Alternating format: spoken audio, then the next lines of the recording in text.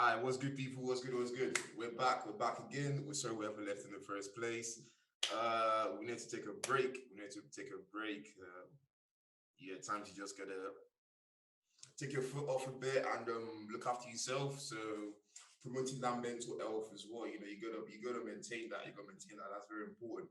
But yeah, we're back and we're gonna dive in with what a lot of us love, which is football, because hey, Prem is back, new season. Let's get active. I'm blessed. I blessing us with some melanin. Hey, everyone's here, the gang's here. Gang reunited. What's good, everybody? What's good? We've got Come on. a couple of new faces. Yeah.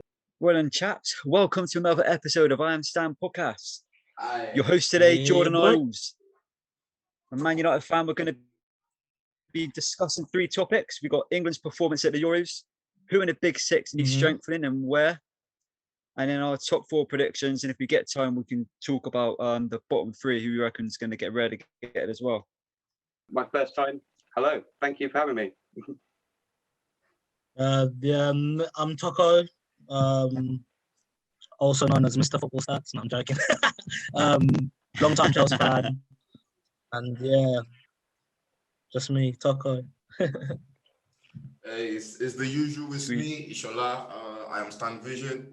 Long-term suffering Arsenal fan, but hey, it's all cool. It's all cool. Keep on suffering through the pain and the hardship. Nothing's gonna change, as we've seen in the last hour or so. Getting spanned 2-1 by Chelsea, despicable. But hey, it's all good. Let's not. Hey, let's not. Just pre-season, Abdul. Just pre-season. It's the same thing over and over again. There ain't no way we beat in that Chelsea team. Well, let's start with England's performance in the Euros then, lads. What do we think? Who's got their thoughts on England's performance? It was never coming home. That's what I'm saying. No? What's that? What makes you say that? Like Maddie, it is not coming home. It's not coming home. It was never coming home, but we got some hope, which we never really had, like the amount of hope that we had this time. It was different, but it was never coming home. We weren't the best team. Italy were the best team, so it was a fair result, fair competition. We overachieved, but it was great to watch. So hats off to Run England had, though, obviously being at Wembley as well, could have been, it literally could have been the best possible chance we'd have had of ever winning a competition, especially with the run we had at Wembley in a final. I know against Italy, who are a decent side, but what an opportunity. The only reason why we lost the final, I think we were let down with through being too conservative. We literally put the defensive on, and it's like, just go get 2 goals. Those guys, if you let these guys come to you with Verratti, Barella, and Jorginho midfield, they're going to dominate, and that's what exactly happened in the second half. They came in, they dominated, and then Chiesa just took. Yeah, definitely. Definitely, because as soon as that happened, this one guy to that, he'd done research that teams that don't concede goals usually win. So his whole thing was just like, don't concede a goal. So attack was like, I think, the last thing on his mind. Which lost him the game. Like, being defensive lost him the game. Exactly. Especially against Italy, who are the king of and they're the kings of playing dirty. Like, fair enough, they won it, but like they know how to play dirty as well. Especially being at Wembley in front of all your thinking. And I don't know why he didn't make more changes sooner too. I feel like, not to get all like against Italy, like fair enough, they earned it. But it's just, I look back to, remember that final with France, where I forget his name. He said something to Zidane, obviously headbutts him, gets red. Yeah, for sure. But with the front players that we've got, playing that double pivot all through the tournament just didn't work. The team in midfield, we needed to free somebody up and just have one back and go for the jugular. And it never really happened, just because that's Southgate's style. A different manager with those attacking players could have brought it home. Yeah, for sure. I think I think that sums it up really. Let's move on to the. I was going to ask one last question, Colin. Do you reckon, knowing Southgate's style, do you reckon it was a curse that he had too much choice up front? He did have a lot of choice. It would have been hard. It's almost like a football manager game where you've just got all these options. You just don't know who to play. But he had a lot of time to work out those combinations. But even with the midfield too, we didn't see anything of Bellingham. I know he's young and everything, but he's been first team with Dortmund and he's been tearing it up. You know, Calvin Phillips and Declan Rice played amazing. They did really well, but they haven't got that extra oomph that someone like a Bellingham or Could even you know Mount back there getting forward a bit. So, no flair, isn't it? There's no flair there because it's very defensive. It's just everything's very, and like I just thought for one, playing the Sanchos and putting them right at the end was stupid. I feel like in a lot of those games he should have been putting those players on like, I don't know, half time or something. If you're like leading, fuck it, just experiment, see what you can do. And if you watch the games back again, is as soon as you put someone like Jack Grealish on, you can see the difference the team already has. How Jack Grealish didn't start a game against one of those Italians or even Germany. It's almost criminal. Like, this guy is the most fouled player in the Premier League last season. You know, we all see every friendly game he's man of the match, and you're like, if you just start to wonder, like, why is he not playing? You know, we can be defensive, but you can be defensive, and if you don't concede goals, you're gonna win. But you also need to have players who commit other players and actually create stuff, because England were not creating enough. And yeah, we were all gas saying it was gonna come home, but throughout the tournament, all those errors which happened in the final were there already. It was already there to be seen, and he got exposed in the final, unfortunately. But to be honest, I expect them to go to win the World Cup now. I'm not gonna lie. Fair enough. I ain't even gonna disagree. I'm like, I know it's ambitious because it's like it's the whole globe, but I genuinely feel like if he learns from these mistakes, bro, like at least semi is doable. For sure. Yeah. So let's get on to the next topic then. Who in the Big Six do we think needs strengthening? Let's start with the Premier League champions from last season, Man City. Where do you guys think they need to improve? Can we even say Arsenal are Big Six anymore? I know I'm an Arsenal fan, but it's like I feel like I'm fake now. We're going to use them. We're going to use them. We're going to use City, United, Liverpool, Chelsea, Arsenal, and Tottenham as the Big Six. Let's start with City. They've been linked with Grealish. Is that the sort of player they need? Do they need a striker? What do we think? Yeah, striker. Kane. Get Kane. I don't know if he's leaving, but I hope he. Go on. They've got 100 million, and they're about to spend 100 million on Jack Grealish. Just get him as well. Should that be reinvested? That oil money should be spent. Like, fuck it. If you don't want United to even challenge you this season, like, for sure, definitely, like, just get both of them. Why not? Flair players, you know. Well, I know. Well, at least Grealish is a flair player, and it's like, City. Just I don't know, man. Just that front. Oh my god, they're amazing. But yeah, anyway, I think they should buy both of them, because I honestly feel like United can do it, and I've been saying this a few years, but I think they've finally got the team. But yeah, they're going to move on to United next. Obviously, Varane and Sancho. What signings they are? I don't think United. Do you still think do you think we're short in other areas? You think maybe a goalkeeper, maybe? So Spudhead. United had the team. Okay, go on. I don't think they're gonna do it. United is. Look at United last season. Look at United the season before. They get players. They've got the players. They've got that ability. But like we said last season, they haven't got that champion mentality. They're not ready to win it. They're not ready to win it. Look at their preseason. Yes, it's preseason, but they haven't, with what they've got, they haven't really performed to the ability we expect from people pushing for champions. I don't think United is doing. They'll finish top 6 for sure, but they're not champions. They're not champions. I disagree. Definitely tell that's an Arsenal fan speaking. Hey, I'm an Arsenal fan, but I disagree completely with him. I feel like for one. Go on, you go first. Sorry. I was going to say, if City get Jack Grealish and Harry Kane, it's game over for everyone in the league for I don't know how many years. 2, I think United, are literally working towards something amazing. If United can actually get a holding midfielder this season, I will completely say United can win the title. If they don't, and they do what England have just been doing and keep on playing Fred and McTominay, they won't win the league. I'm sorry. Like, Fred and McTominay, they can do a job for you for 10 games in a row, but after that, it's not a midfield pair to win the league. Personally, that's how I feel. But United are definitely going to be top 4. That's what I'd say. No, I totally agree with that. I'd quite like us to sign quite a good defensive midfielder, and maybe we'll complement Bruno and Pogba if Pogba obviously stays.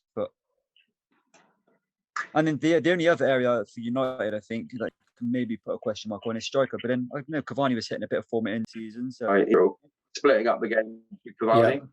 So yeah, that's a great shot. Going to be really interesting. I feel like that's exactly how it's going to go. First of all, hey, everybody. Sorry I'm late. I'm Marcelo. Thanks for having me on. This is dope. So I'm from Boston, and I run the Wenger's House account and platform. So, yeah, appreciate y'all. But, yeah, I feel like it's going to be a pretty seamless transition for Man U because Cavani's getting there in age. He'll leave after next season, and then Sancho will take the 7 from Cavani, and then Greenwood will be going through the middle, and then boom, Rashford, Greenwood. And I feel like in time, in the next like 3-4 years, we're going to go back to the early 2000s where it was Man U and our. To replace Lacazette, they definitely need somebody to get a few goals for them, and then they might get in that top 4 with all those youngsters. Yeah, I think we're at the beginning of a project kind of thing. I hope they stick with Arteta. I think I've said this before, like I think in a few years, I'm sort of with Marcelo in the sense that I feel like in a few years, if they keep Arteta, because he's literally just trying to get rid of all the deadwood. There's so much youth, it's encouraging. But yeah, I'm pissed about like a whole transfer sort of culture. I feel like we wait too long. What I don't like, it's like, look at Aston Villa. Who are they just going to buy for about, I think, 15 to 30 million? Leon Bailey, 22 years old. Why Arsenal not use cheap? Would probably rather come to Arsenal because they're probably a higher level, and they just let him go. And it's like, it just confuses me. I think Arsenal the business, and like Tao was saying, the business they do, don't know how to run the club. I don't know. But if you look at Harry Maguire, who went for 80 mil, right, a few years ago, if you compare the two, I mean, in this market, that's just what center back kind of costs now. So I wish we spent closer to 40, but I mean, in relative terms, where the market's at, I'm not too mad if we sign another 1 or 2 players. So that has to happen. I think that's the problem with Arsenal, though, isn't it? It's like you've now spent 50 million, and they're going to go spend some more money. Unless they sell players. I don't think so. I don't think we are, bro. I know it's so negative. One more. I think one more. Hopefully. I really hope you get that Hassan Aouar, because I think if you get Aouar, then I could be scared. Yeah, he's a good player. I don't know. I don't Why know if they'll spend another 50 million. Xhaka's still here, bro. I know I have to say this. I'm one of the biggest, I was one of the biggest critics of Xhaka, and he impressed me last season. If someone said Xhaka was our, player of the season, I'm like, fair enough. He proved me wrong. But I'm just like, I thought he was going to Roma. What the fuck is going on with that? No idea. It's like you see what I mean about this whole transfer. They don't have money. They don't have money. Oh, well, no. Do we still have? I'm so conflicted, man. Sorry for interrupting. I'm mad conflicted because on one hand, it's like we were so certain he was leaving, but on the other hand, for once, this is Arsenal being smart about their business because they know they can get more than 15 mil for Xhaka. So they're saying, no, we're not going to let him go for 15 mil. Let's see if another team can pay more for him, whether it's in the winter, in the January window, or if it's next summer. But like, I feel you so much. I do not want to see him at the club anymore. And it's like, I feel like he doesn't even like the club, man. I just get that impression. He's like, get me the fuck out of here. Yeah, a whole new team, really. Happy about them. I don't think Harry Kane's going to leave. I think he's going to stay. I don't think that. What? Sorry, Colin. Sorry to put in there. Don't you think it would be better for you guys to take the money for Kane and try and rebuild? Good question. That's what I'd do. I'd do that. I'd wish Harry Kane all the best. You've been brilliant for us. But we got to be getting 150 million for him, really. Or I'd take 100 million in the pot because we desperately need to do something in defence. So, I mean, if we could get someone like that, or even Sterling, I'll take anybody.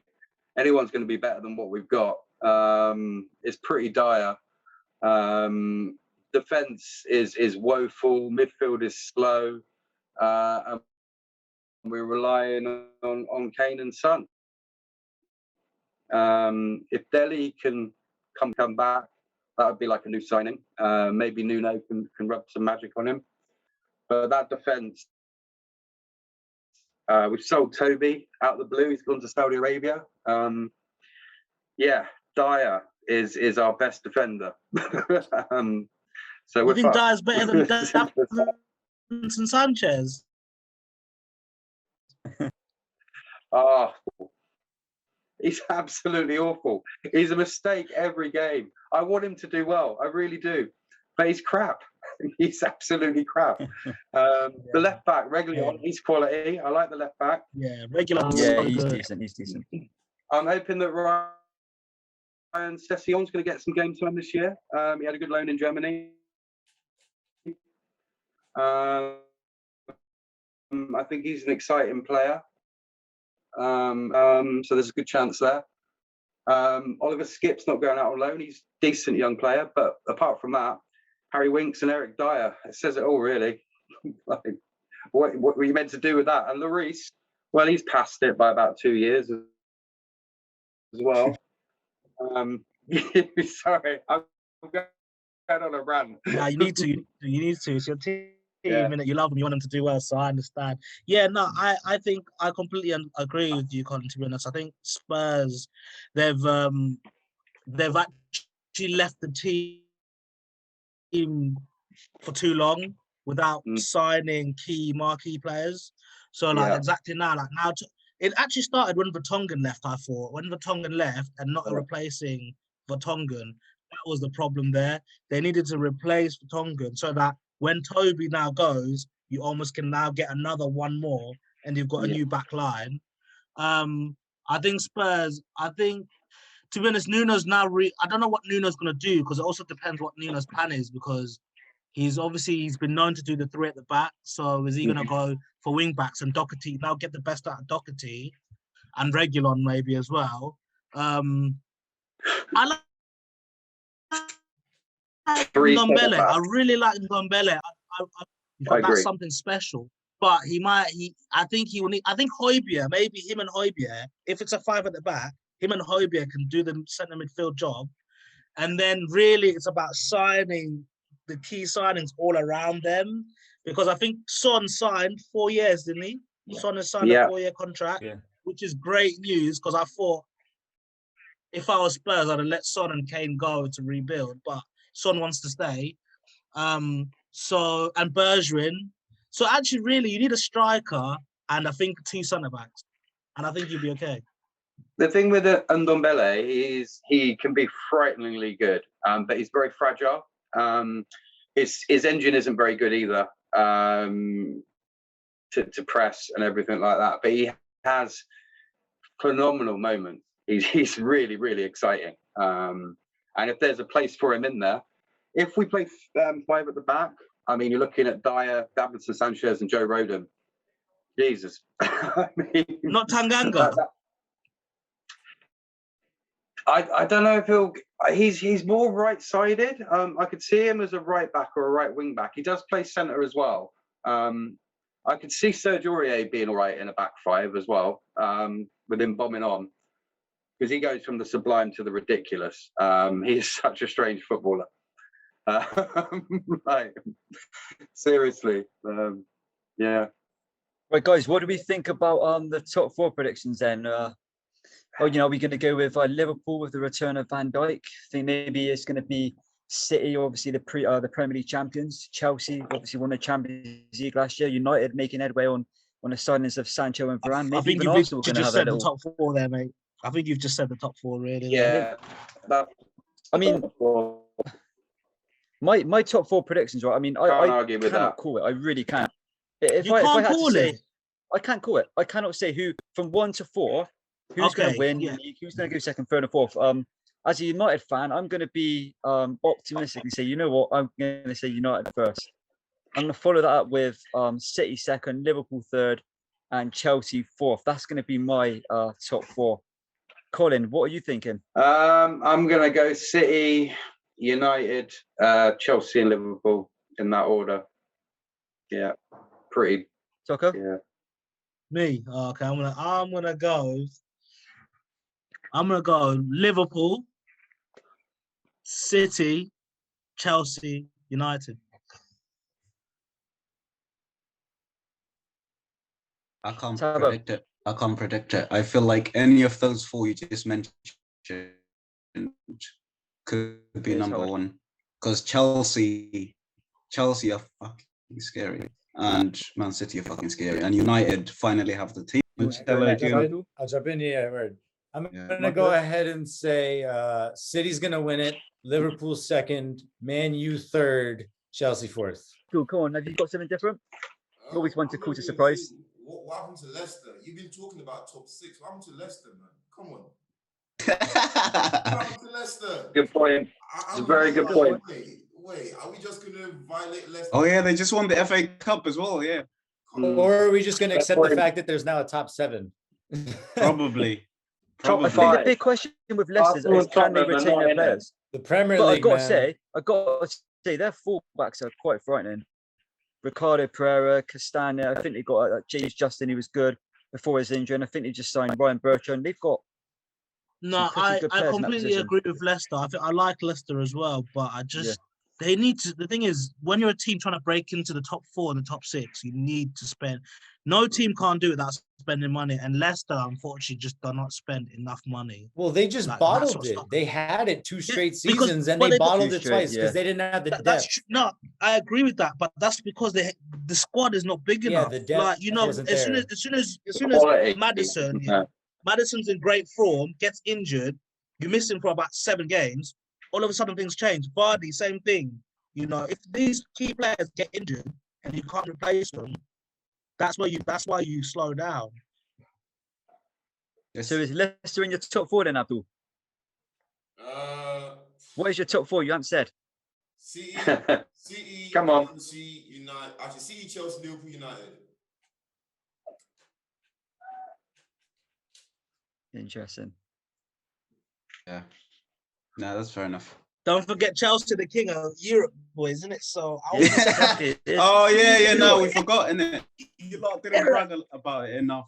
No, you know what? Let me ask you a question quick. If you had Tuchel from day one, do you reckon you'd have won both Champions League and Prem? Or do you think you were just gonna... I don't think we'd have won the Prem, but I think if the thing is, hindsight is such a big, mad thing to think of. Maybe if Tuchel was there from the start, the league challenge would have been on, but there would have been no Champions League. So that's also where you got to think. I don't know. But one thing I would say, I think Tuchel is more. The thing is, what Lampard was trying to do was trying to play all the players, all the attacking players. But Tuchel is more.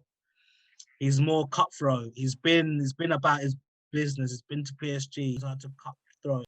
Yeah, it's going to be so tough in it. I think. It's going to be such an exciting season. I think. I can't call it. I really can't call it. You guys need to play Van der Beek more. I'm pissed at you. I am absolutely fucking disgusted with Man United. Like, I can't be... Give him to us. Give him to us. Quick question, Jordan. Yeah. Are you Ole Gunnar Solskjaer in where the team is now? Would you keep Ole, or would you want him to go so you can get maybe a more flamboyant manager? What would you say? Right now, 100% Ole in. I mean, I don't see why people would even talk about him being out. He's just finished second in the league. I think, okay, they got to the Europa League. They didn't win that. Maybe he needs to win a trophy. But at this stage now, he's just made a sign as a Sancho and Varane. Give him a chance to see what he can do. And for me, it's a no-brainer. Keep him in for now. I can't even think of who we get anyway, even if you were to go down that road. But yeah, it's a definite Ole in for me at this stage. I think he's nearly there. He's been building, but I think, he's nearly there. I feel like he's going to win something. It's about time. But yeah. And what about relegation? Anyone got their thoughts on who do you think could go down?